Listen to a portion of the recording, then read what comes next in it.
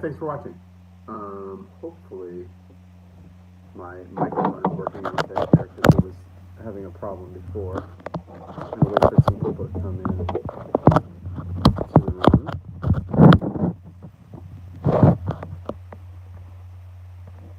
Be right back.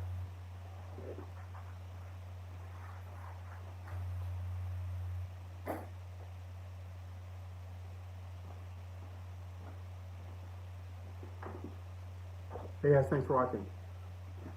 I'm just letting some people come into the room. We're going to get started just in a minute, but as we're getting started, I want to know what you guys are thinking about the decisions that people have made about the tours and everything have made about there being no golf on TV at all.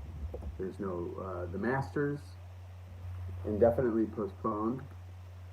They did not say when a date, what date the Masters would be.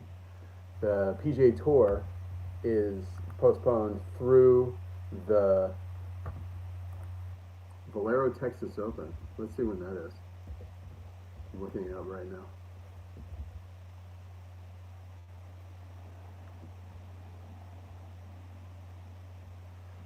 Valero Texas Open dates. April 2nd to the 5th. All right, that's not that long away. PGA Tour schedule. Let's go to that. PGA Tour schedule. Oh gosh, they're going to miss a lot of tournaments. Tournament schedule.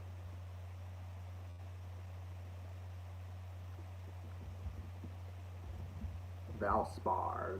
All right, so they did the cancellation and of the Players Championship. They had the first round that played, and then they and actually it was, you know, it was a really good leaderboard.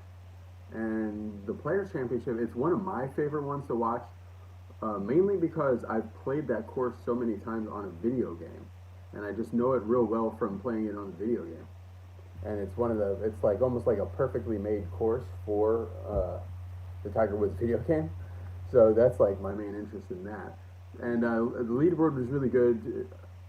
Hideki Matsuyama fires this tournament record score in the first round of 63 tournament, you know, tying the course record there in for the players. So they're going to miss the Players Championship. Then they're going to miss the Valspar Championship, which is the one that happens at Innisbrook Resort, the Copperhead course in wherever that is, not too far from Clearwater, Florida. And then they're going to miss. Oh my gosh, they're going to miss a lot. They're going to miss the World Golf Championships, the Match Play, which was one of the best tournaments of the year last year. They're going to miss that completely. They're going to miss. The Punta Cana. Oh, this is like a opposite field event. The Corrales Punta Cana Resort and Club and Tennis. They're gonna miss that, but that one is like always played in like sideways wind and just craziness there. And then they'll miss the Valero Texas Open. Then after that, there's the Masters tournament comes right after the Valero Texas Open from April 9th to the 12th. So they'll miss the Masters tournament, and possibly the first tournament back could, if everything works out, like continue. I don't know if you want to say continues improving, because I'm not sure that things are improving yet. But if everything's on schedule anyway, the RBC Heritage at Harbortown, you know, the Pete Dye course, the short one, really narrow and everything, that would be their first tournament back. Now, what I want to know from you guys, and I'll look through your comments in a second, is first of all, do you think the tour made the right decision? Because their initial decision was that a lot of things were coming out initially was, hey, we're going to play these tournaments, but we're not going to have any fans there, which would be wild, but it wouldn't, you know, it wouldn't affect us as golfers that much, because still be able to watch the golf on TV and everything. And that's a big part of their deal, is just playing the tournaments and getting it broadcast. That's like the gate and the fans being there has become pretty secondary to the size of these deals that are going through for the content of it. So, yeah. Oh, okay. That's funny. They should call the RBC Heritage the players because it's a die course, and let RBC keep the sponsorship. The RBC Heritage players, and it's just not, that course is just not enough for that. What is the purse on the Players Championship? It's usually with like one of the richest purses. Well, it's $2.25 million Rory McIlroy got last year when he won the Players. That's even more than Tiger Woods got last year when he won the Masters, which was $2 million. So that's unbelievable. Thank you. Somebody said the entire person. All right, so let's go through your comments, see what you guys are saying. Yeah, thank you, Golf Bro. So let's go through your comments, see what you guys are saying. They should be playing behind closed doors. There will be no time, at least a year minimum, to have a crowd at the Wow, this is an opinion that is that at least for a year they can't have any people together.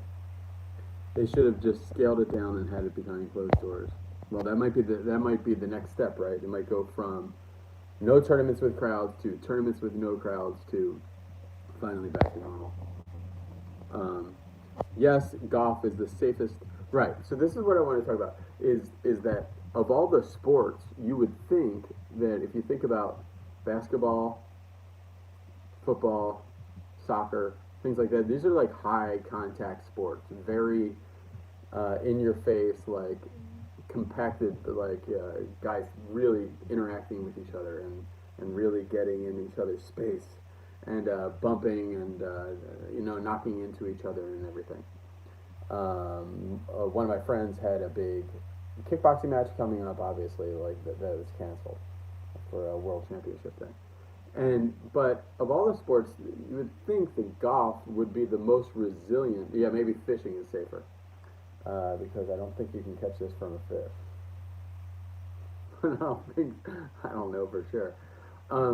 So golf you think would be the safest thing because you really have no interaction with the other players other than the flag stick. That'd be about it. But I mean, and especially if you're out there walking and you're not in a golf cart. Like I just played golf. I shot a vlog, and it was a lot of fun. But in a cart together, you're interacting, pretty closely in the cart with the other guy. But I don't know.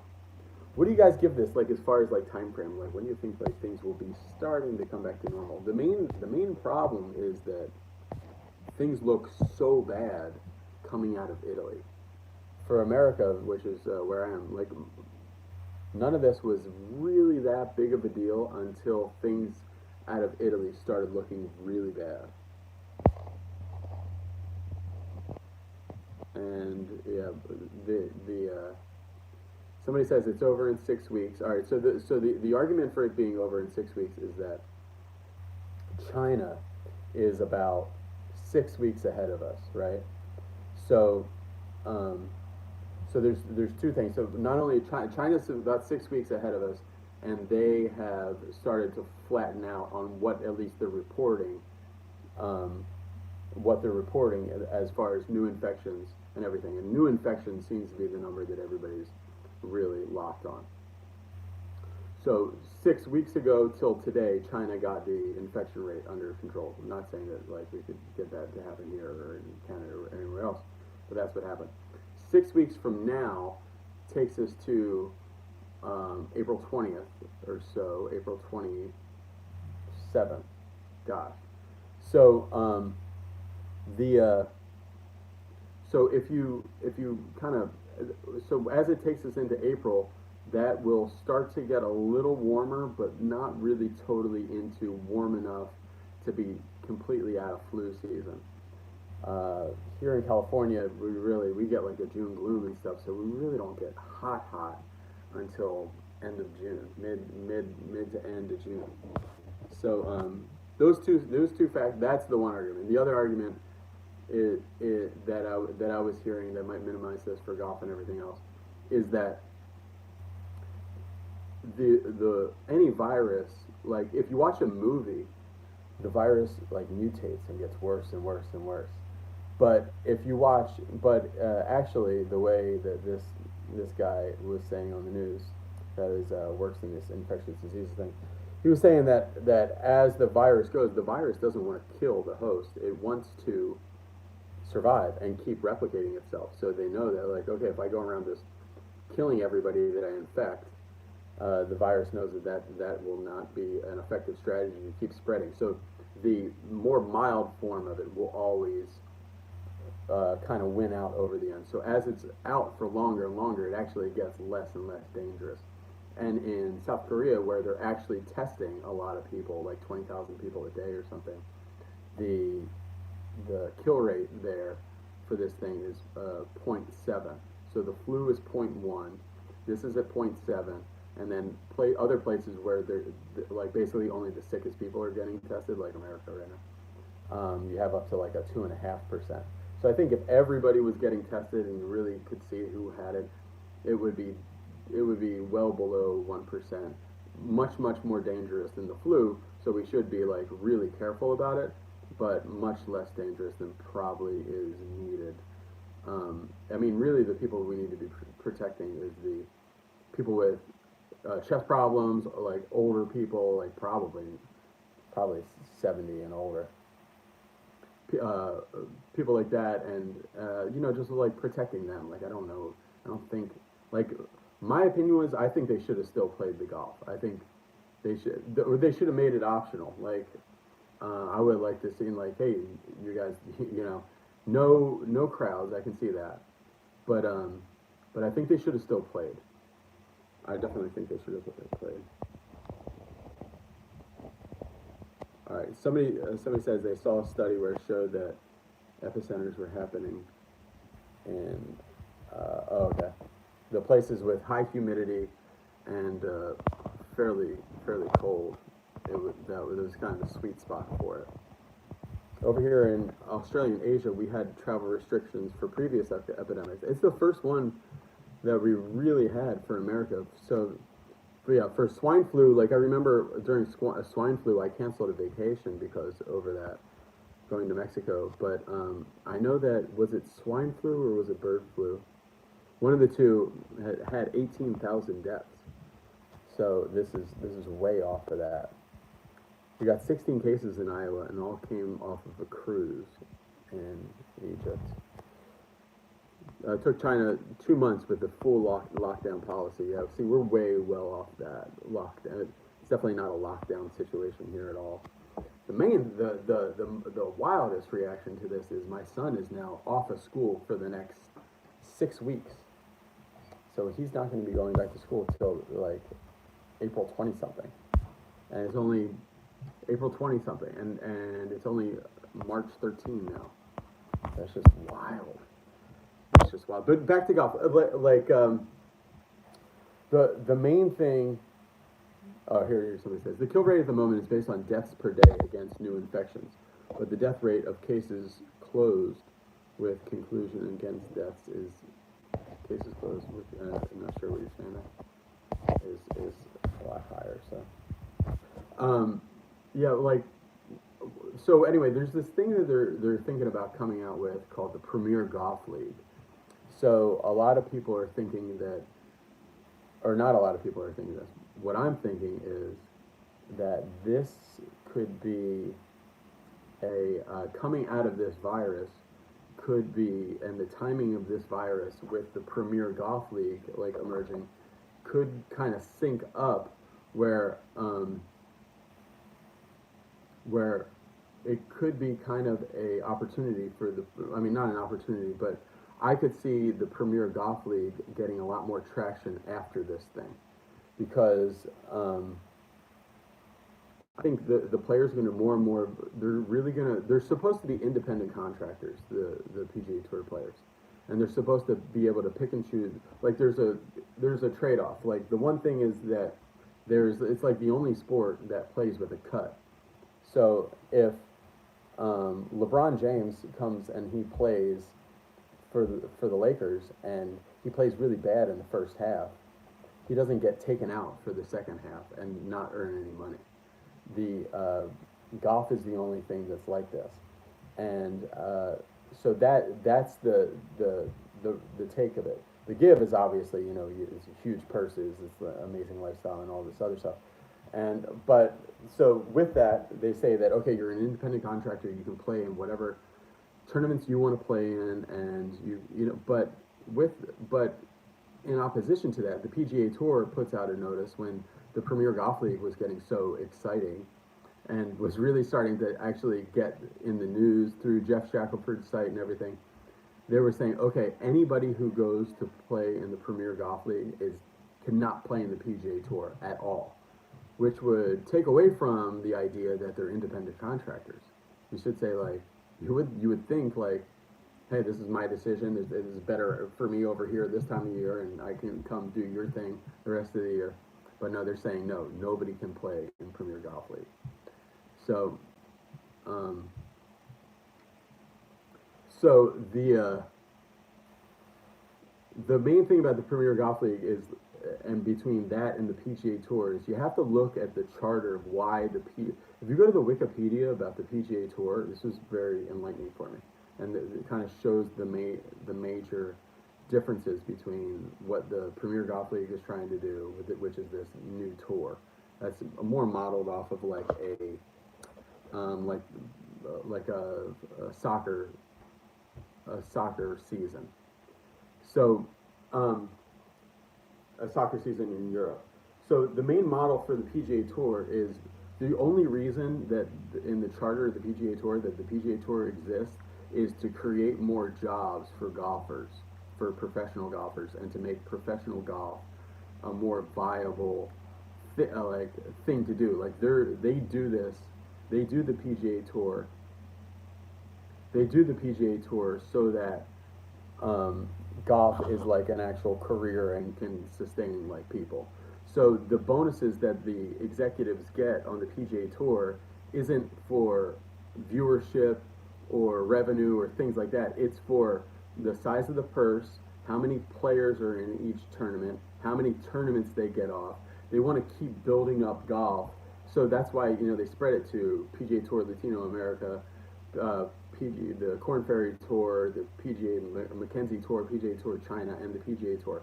They're really trying. That the main thing about the PGA Tour is they're really trying to get golf as a viable career path for like a lot of guys. The thing that so further down the list is they're trying to get viewers and raise revenue and sponsorships and things like that.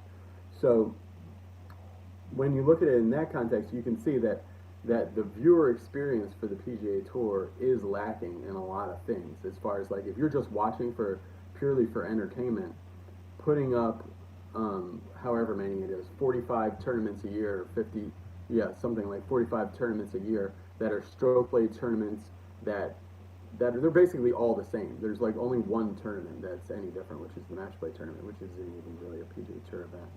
It's just coach sanctioned the match play. So it's really the same. They're running the same thing every week. So the Premier Golf League is trying to get their niche in, and with the coronavirus, I think this is going to put out to players where they're going to want to be a little bit more fluid.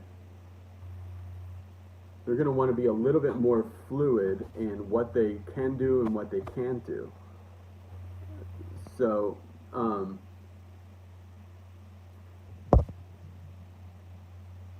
they're going to want to have more of that independence. So, but the Premier Golf League thing will be 18 events, and it will be, and you'll have to show up to all 18 of those events.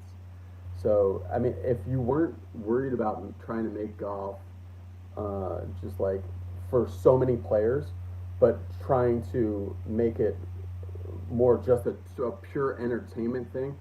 I mean, really, if you like, I was thinking, if you think about other sports like pro football here in America, like a new stadium will cost almost $1 billion for a stadium, and they'll have, you know, for all 30 teams will have like might get like a new stadium at some point. What if they something I was thinking about is what if they built new golf courses? Let's say like they built 8 new golf courses, so they could have 10 on existing golf courses, but then they built 8 golf courses that were like $500 million golf courses that were made to be played in tournaments. So basically, like let's imagine the 16th hole at the Waste Management, you know, the Phoenix Open. Let's imagine that's almost every hole where there's space for fans everywhere, and it's almost like a giant video game golf thing. That's I could see that could be insanely popular. The other thing that I think it would take so much money, but could make it really interesting is I like their idea of they're going to do a shotgun start for the first 2 days, which is a really good idea because then you can watch. You don't have to sit all day to watch your guy, and it's also hard to see where people are in the leaderboard as they're snaking through the entire course all day. If everybody was playing all at once, then as somebody got 5 or 6 under against somebody else that was 5 or 6 under, it would be more like a regular sport where you were seeing the ups and downs of who was taking the lead or not getting through the lead. Normally, you know, it's like, okay, well, he's got an easy hole coming up, or he hasn't played that many holes. So you always have to take that into account. It makes the viewer experience weird. But the other thing I was thinking about is when I saw a highlight of all the best moments from the 2010s in sports, everything in that highlight package took place at night under the lights, except for golf. And the golf highlights really stuck out in this editing montage that I saw. So I was thinking golf should really be, if to get to the next level of really being interesting to the layman or to the, I mean, we're all hardcore golfers who are watching this, but to get really interesting to the layman and stuff, it would have to look like a Major League Baseball game, a football game, a soccer game, and all of those biggest events are done under the lights. And I think they should start to think about maybe building 4 stadiums like all over the world. So just one in America, not all 4 in America. One in America, one in Australia, one in Asia, and one in Europe. And they would be like stadium golf complexes made for TV. They would be lit, kind of like they have in Dubai, but it would almost be like a roaming shopping mall across the entire thing. And so as you're shopping and doing, you know, just like when you're at the baseball game and you're in line for something, you can look over to your right and watch the game. I think that would be the next big step for it. At least make the final 3 holes that kind of, you know, amphitheater experience where it's like, it's not just boxes where like nobody can even get any elbow room to see what's going on. You've got to really bring the fans in close to it and put them in an environment that just seems like a stadium. It seems like big, you know. So that would be my idea. So, but I mean, obviously super expensive, but you know, you have to test it to try it. All right, let's go to your comments, guys. Golf will always be a niche sport to some degree. Most of the interest is from those who actually play the game. That's true. Yeah, almost. But that's also the good thing though, because it's actually a game that you can play, and you know it's possible to go play on golf courses that they play these events. You know, I can't go play a pickup game in Yankee Stadium, but you know I could play Pebble Beach for $500. So, all right, let's see. Set up a net in my living room and hit balls all day long. I'm in the Seattle area, ground zero. No, so here's a golfer from Seattle who, this is surprising to me. Like even if there was the coronavirus is like extremely bad everywhere, I don't think it would stop me from going to the golf course at all. So, but I guess it's basically a lockdown in the Seattle area. It sounds like. No, ranges are incubation farms. Meters above the play. No, not here. PGA has made players amazing lives and opportunities, both Europe and America. They shouldn't have the right to some monopoly on the on the game. That's a good point. Agree with your model as long as the new tour can write off as many as 100 million units.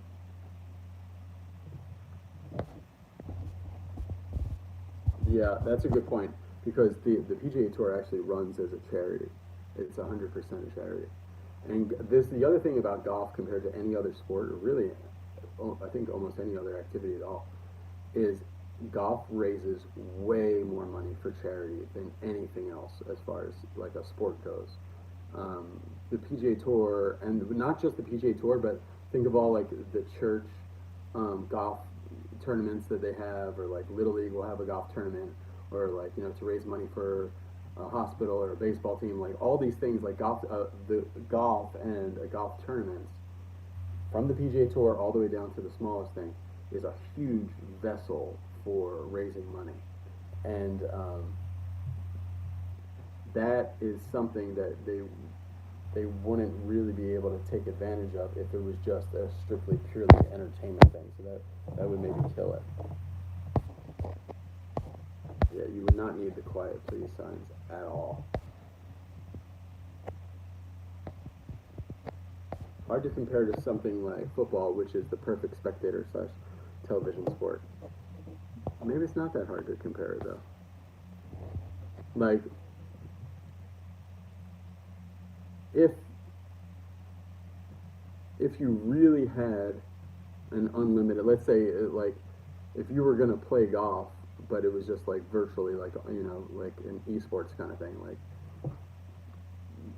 I think it would look the coolest in a very different way from how it's played now. Not for every tournament, like I still think there should but I think there should be certain, they've like, why in golf, this is what confuses me. Why in golf is there only one 16th hole at Waste Management? Why isn't that being done, like, why is it like that's once a year and never anywhere else? Why isn't that the final 3 holes at almost every PGA Tour event? Should be like that. I mean, it goes like way extreme there, but it should be a major party when the PGA Tour comes to your town. It should be like a major thing to go to. Most people who go to that, they get like, I don't know, I don't want to say how many they get. I think they get like 300,000 people in a day or something there. And most of those people, a lot of those people don't even watch the golf. But it's a major event and it's a major party, and they have these clubs there and everything else like that. But that's like, they should really, but whenever you see them do a golf tournament, what do? They crowd the entire last 3 holes in with half-empty boxes that are like barely filled with some of the sponsors and people. And I know the sponsors are really important, but that should be a totally different thing. Yeah, that should be replicated like all over the place. It's way more fun. So it's better to watch on TV because that's the antithesis of golf fans, to be honest. Yeah, but they have there's an unlimited supply of how many people go to that tournament in Arizona, and the tournament's not that good in and of itself. It's fine. It's just like a basic desert course that gets an okay field. Doesn't even get like that great of a field. But what really makes it interesting is that it has this major fan interaction. You have the feeling of a big sports event. Every other golf tournament, it's like the magic needs to kind of happen in order to get it to be exciting. That it's like even in like a boring week when Webb Simpson lands, it's still really fun.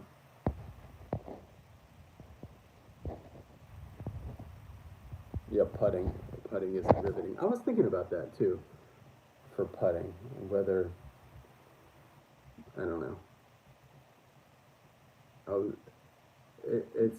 It's probably not even worth thinking about, but I was thinking about with putting and to make the game faster and to do other things, whether or not it's short putts or even like, I don't know. It seems like there could be a way around that.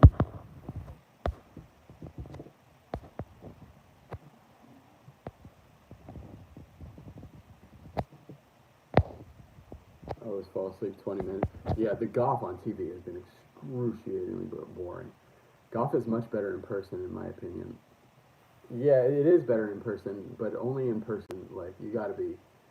It's not better in person when the ropes are so far out that you don't have any. Um, you know what's the weird thing about golf is when I'm playing golf, I can walk up to my shot and I can get within usually 3 yards of what the yardage is on the rangefinder. If I look at it, I can be like, oh, this is probably 116 yards, or this is 155 yards. I can do that. But when I'm outside the ropes watching a tour event, I have no longer have any sense for what club they're hitting or how far it is. It could be 120 yards, it could be 195 yards. I have no idea.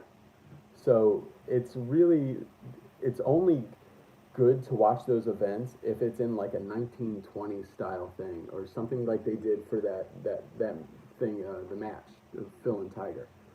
When you can follow the guys extremely closely, almost that's so close enough to where you're in the group with them, and have that kind of trailing group of them, then you can really get into like, okay, this is what he has in front of him, and that was really like amazing. So it was so for me, live golf is not that great of an experience. It's really good to watch if like when I've gone to Long Beach Open, followed my friends there, or when I've had friends like in the PGA Tour that have played in the PGA Tour events, and I go to watch them, and there's like nobody else watching, so you can basically get like inside the ropes really close. That's when live golf is actually worth it.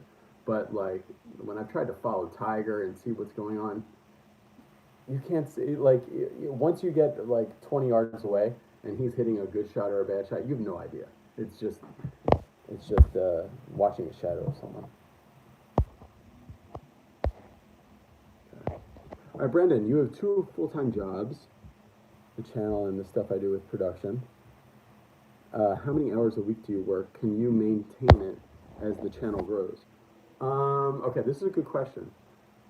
Yes, I think I can maintain it as the channel grows, but I'm going to need to start bringing in other people to help me with Be Better Golf, to help it grow and to keep it from stagnating, because I do have I work an incredible amount of hours a week. Um, sometimes like in the past, in other years, when I was really trying to put my foot to the grindstone and get Be Better Golf going, I worked myself like literally like ill. Like a couple times after those Arizona trips to see Mike Malaska, and I got back, I got so incredibly sick from overwork that like I couldn't even get out of bed, or where my body just like shut down.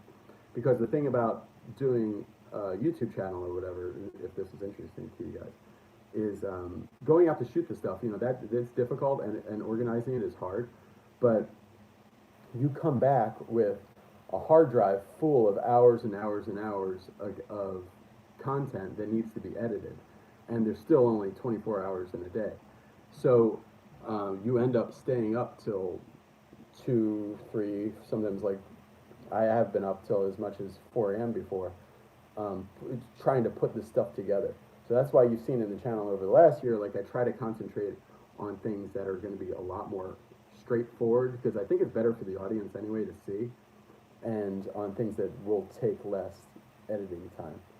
So so the thing that I really need to do is to hire someone that would help me with the editing, and so I'm looking for that kind of thing, and also like someone to help me with like some of the filming and stuff, or even like if somebody was interested in being on camera as well. I think that'd be fun. All right, will I play against my Swing Evolution in a stroke play match again? Yeah, Christo and I talk a lot, so yeah, I'd be happy to do that. We could set it up. I did the Be Better Golf Challenge series with Monty and Blair, and I could do something like that with Christo and I. No, that'd be fun. But then I think the next one I want to do, if anybody's interested, because you know Eric Mictree's been on my channel so much recently, and he's a great player, and Monty Scheinbloom's a great player, and he's been on the channel a whole bunch. I think they're both the exact same age, and they're both trying to get into into the Champions Tour, I think it would be really interesting to do a match. I'm thinking like a $2,000 match, winner take all between Monty Scheinblum and Eric Mike at like Journey at Pechanga or some one of the nice courses here in California, and I would film it and everything and present it on Be Better Golf. Like I think that would be, if those guys would agree to that, and I haven't talked to either of them about it yet. But now that this coronavirus is shutting down golf on TV for a long time, I'm thinking about trying to organize that between those guys, just because it's a good time to get some content out there for the people. I think people would really like. Although it would be fair to Blair to give Blair another chance because Blair won the first match against Monty, and because Blair won, I'd like to give him another chance to go against somebody else from the channel or something. So it'll be one of those two things. I go to the practice days of the Open. It's the best golf experience. Yeah, the practice days I used to be when I was really confused about how guys got good at golf. I went to all those PGA Tour practice Wednesdays and practice days and just watched them on the range for hours. It wasn't that great. The first tournament I went to back in 1989, I've been playing for a few years. Watching those guys in person, quickly realized how, they're just on another level. It's like going to the horse racing for them. It can't be replicated everywhere. Yeah, that's true. You gotta have a certain place to do it. Last I say, all right. So sorry. What did Kevin say? The Master. All right, so somebody said, what's your take on the Masters cancellation? I think the Masters. All right. So the Masters has only been canceled. I think it was during World War II. I know definitely during World War II they didn't play it, but I don't know. Yeah, let's go to Masters Champions. So I know they did a list of tournament champions. So let's go here. There's some years that was not contested. All right, so 1943, 1944, 1945, they did not have the Masters because of World War II. And then Herman Kaiser won in 1946. Byron Nelson won in 1942. So that would, right, Ian, thank you. That was the only years. And I know that the way that the guys at the Masters are thinking, they're thinking there's been a lot of other stuff that happened in the world. 2002, when Tiger Woods won, that was not that many months after 9/11, which like nothing was going on right after 9/11. That was enough months after it. But I know that the way that the guys at the Masters are thinking is like, this is happening. We're doing this at the Masters. When Ian, or so one of you guys out there, when does Augusta National close? I know that it's only a winter club, really. So they close for the summer. So normally, May. Okay, thank you, Ian. So Augusta National closes in May. So they would be looking at a late April, early May Masters. There might not be, the azaleas probably won't be in bloom and stuff, but I would rather reopens in October. No, don't do the Masters in October.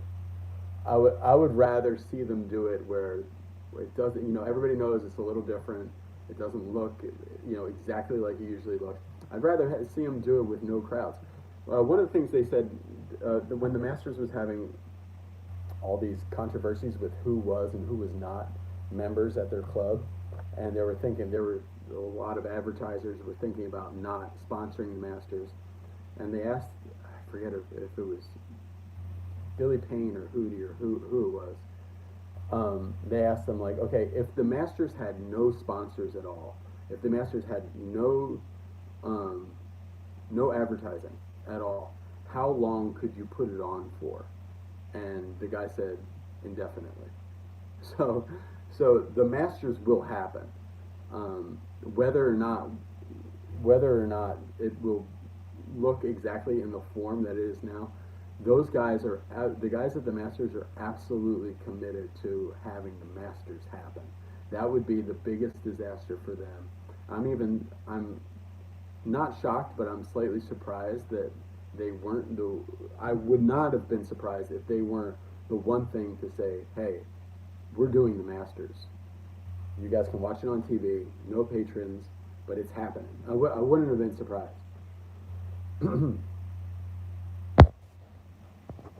Okay, yeah. Bobby Jones let the Army graze cattle at Augusta National during World War II. Yeah, that's right. And all right, it will depend on the restrictions that will be in place. In Czech Republic, now only 30 people allowed at any sports event at one time. All right, so if they had, yeah, it would. So like in Czech Republic right now, like you couldn't do a golf tournament. The Masters is a field of 60 people plus just the staff and the television people and everything else is of the course. That'd be another 250 people minimum. So can the main thing. All right, this is my opinion on when this is going to change. When people stop looking like how many when you think about swine flu or you think about these SARS or Ebola or bird flu, when you think about all those things, what do you think about? You don't think about the infection number, like how many people have caught it or were infected. You think about the number of deaths it caused. So when everything stops being like right now, it's still news when another 10 people catch it in your area or another person catches it in your area. Like that's still news. But when it stops being news that somebody caught it or somebody has it, and the only news becomes whether or not how many people died from it, when that changes, that will change the conversation about the virus. Because if you really look at what happens if you get it, from what I've been seeing, is it can go from being insanely intense and bad to all the way to like this one lady on this cruise who had it. She said she felt like sick for like 2 hours. So it can and the range in between there is like crazy. And as it keeps going, I think it's going to get better. But once that, so let's just look. Once that number kind of switches in people's head, where because it could very well be that like lots of people get like millions and millions and millions of people get it, but millions and millions of people get other things that aren't as bad. All right, the hospitals get too fast overwhelmed. Italy's medical system is collapsing and having to choose between who gets in. Yeah, I saw that report, but if you read that entire report, I don't think I was 100% there. So if I go to, oh, okay, so yeah, there's a lot of people sick in Italy, and they're comparing it to like a wartime thing.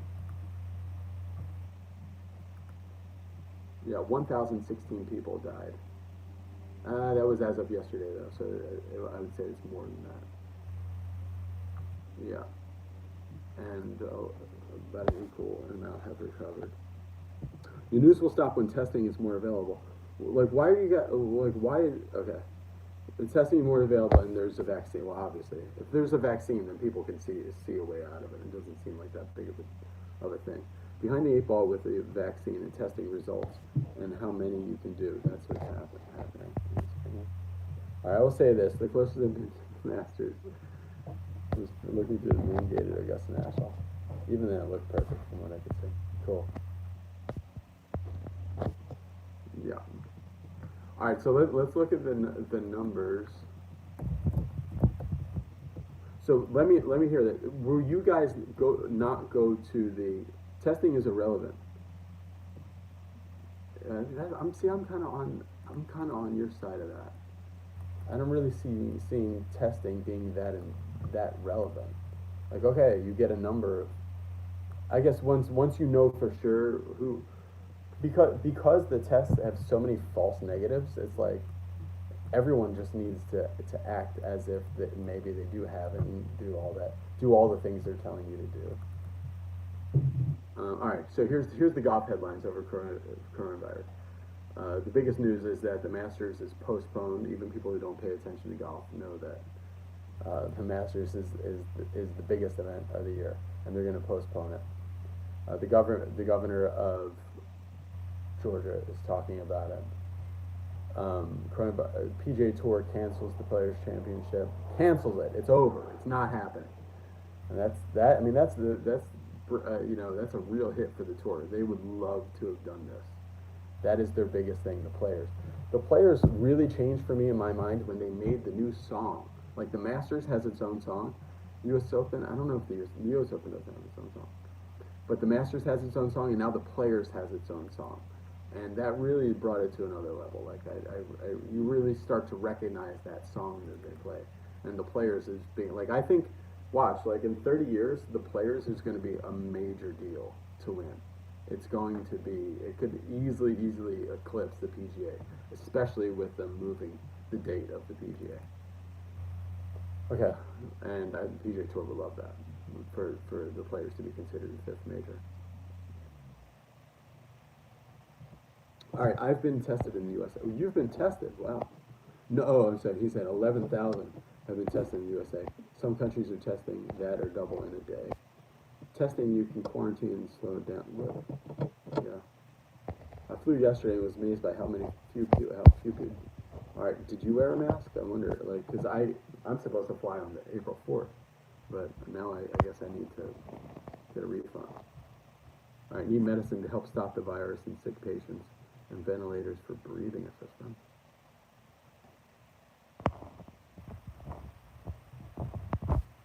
Yeah, I don't know. The main thing is like once the news from Italy starts to chill out, because that's the main thing that made it crazy in this country. Once Italy starts looking like a horror movie,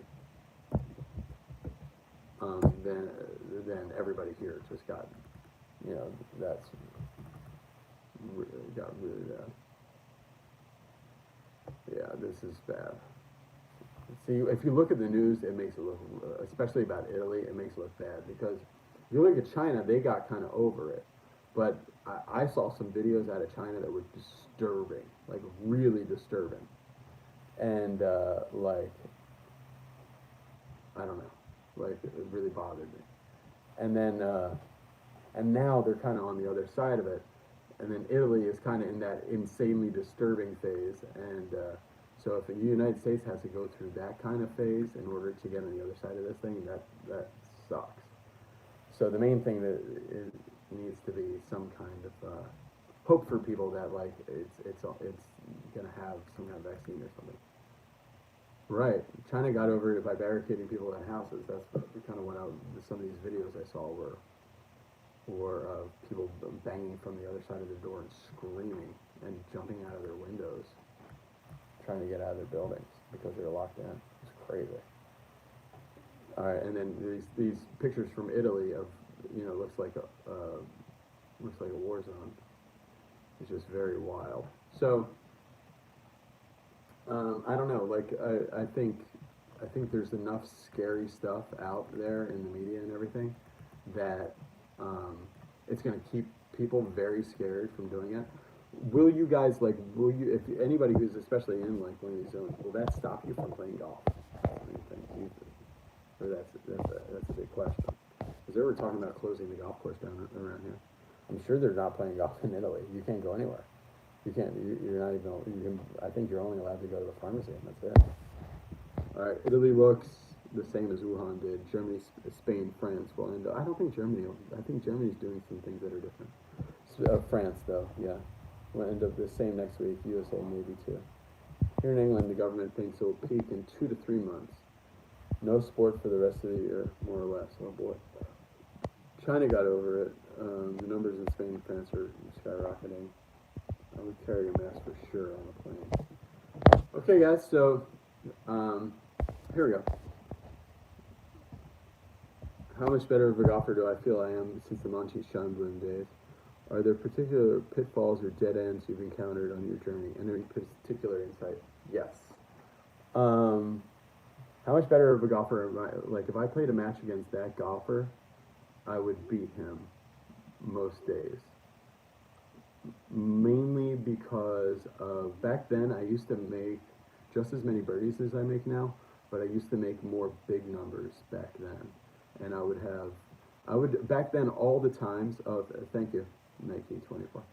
Back then all the time I would hit perfect drives and then hit a horrible second shot. Or I hit a par 5 where I hit 2 perfect shots and then just one random, like it was always like 3 4 times in a round where I would just hit an egregiously bad shot out of nowhere. So like I could make a lot of good scores, but then like a lot of like if I could just remove 3 different shots from my round, it would change my score by like 8 strokes. So now that doesn't happen quite as much, and my oh thank you. Now that doesn't happen quite as much. Like it's much more consistent, and I'm longer. Back then when I was really confused about my swing and stuff, the only thing I can say is back then when I was really confused about my swing, like I was an insanely good putter because I was playing. My kids were one of them. My kids were very young, so I was getting to play golf more. But like I was like a really really good putter. Yeah, you're live. All right, good. Yeah, and I know, so the putting thing has always been like, I know exactly what to do. Like, there's certain drills and a certain protocol I go through that you can see on the Be Better Golf putting system if you go to BeBetterGolf.net. But anyway, so like, I just do these certain putting things, and I can get my putting like extremely sharp. The the things, and now like the lag tension stuff from last year has been very very like this is something like I always like if you look on this wall that I made this in 2008 or something, you see how long it's been, and that was something that I think a lot of the videos that I did with Monty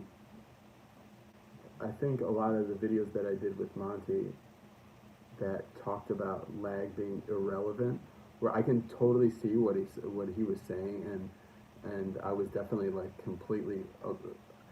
I was completely fixated on lag when I first got into the channel as something that I tried to create and hold on and hang on and do.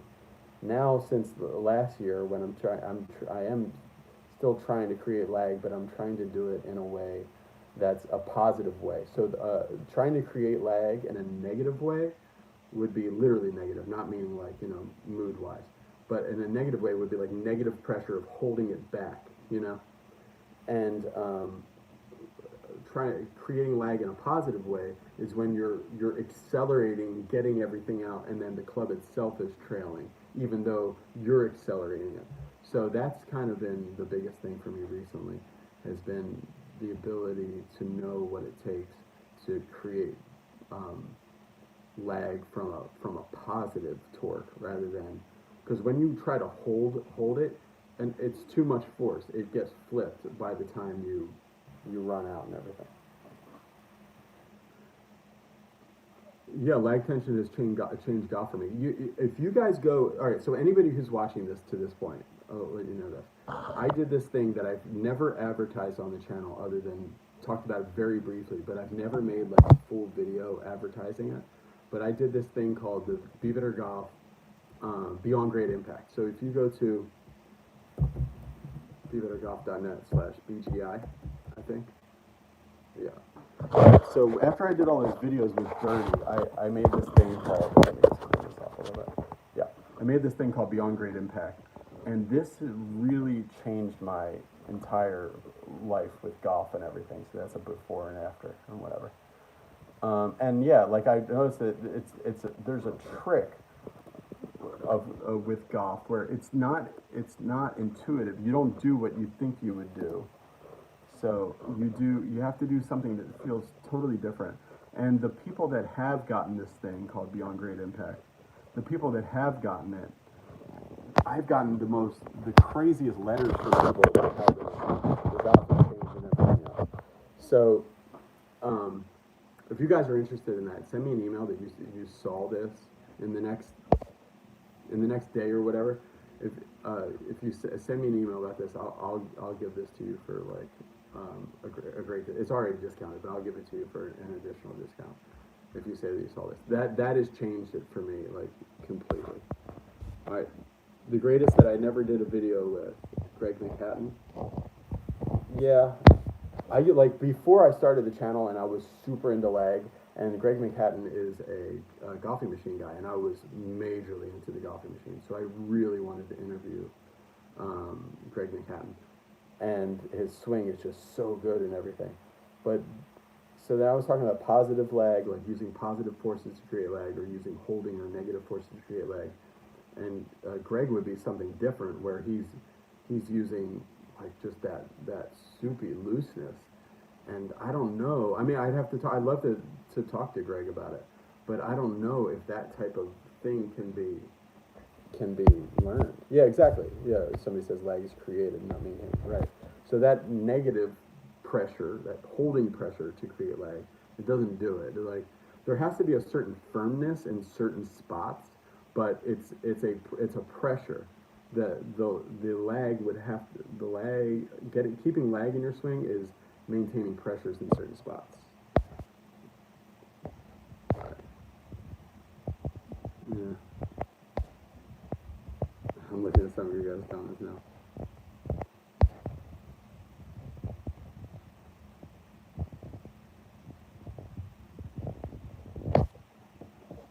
Right.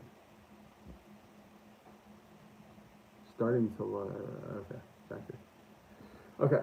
All right, guys. So thanks for watching. Like I said, like anybody who's watching this, I think a great thing to do, go to BeBetterGolf.com, go to BeBetterGolf.net/premium, and anything you guys want that's on my premium thing, just send me an email. I'll give you if you watch this, I'll give you a discount on anything that's on there. If you're the putting system, or the sinking your swing, or the short game scoring stuff. I know Tim's going to do like a special deal for that stuff. Anything that you would like, there, I'll give you like a very good discount. Just email me and then I'll tell you what it is. Contact bbettergolf@gmail.com. Thanks for saying that. Yeah, hitting the like button, guys, and everything. All right, so somebody's saying GG is great. No. Yeah. Somebody's saying GG is great, but moved away from his style recently. A lot of the things because I went and saw George and did some videos with him, a lot of the things, I would love to be able to do some of that stuff. I would love to get more open at impact.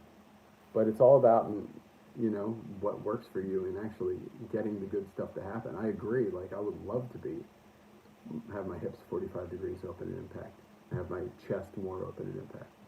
But what are the things that make that happen? Like, doing that stuff is like I'm not able to do it that way. But I am able to do it. Like, there's other ways that's why I say it's a trick. There's other ways you can trick yourself in, like, trying to go about the problem of how do you do a good, the problem is that needs to be solved is how do you make a good golf swing.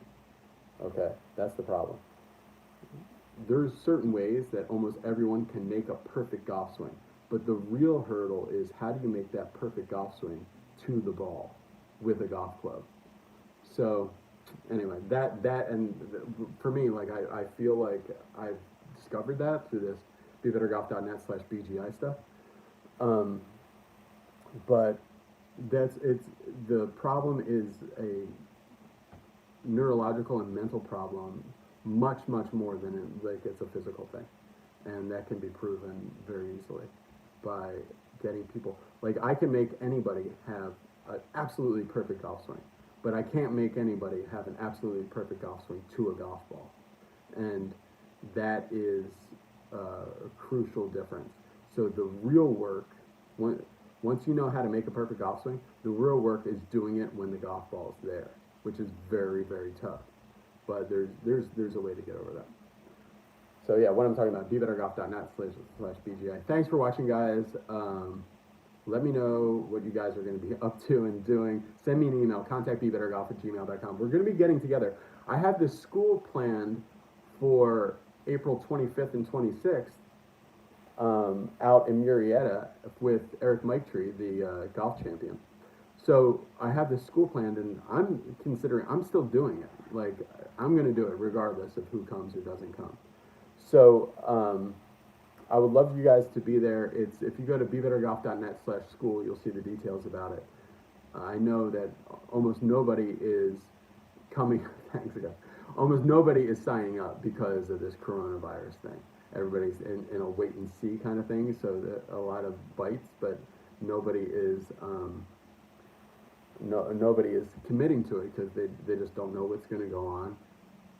But golf is the safest thing you can do, other than possibly staying inside your house, and possibly even more safe than that. All right, thanks you guys. What's going on now? You and the fam stay healthy. You too, Marty. Thank you. Good swing with a -2 degree angle. Oh yeah. All right. So he's talking about angle. A -2 degree angle of attack, and you've won the game. That's true, as long as you can have -2 leaned backwards, and that's not good. If you have lean forward and -10, that's not good. But the sweet spot is that lean forward and slight down. James better swings it. I mean, who cares? All right, thanks guys.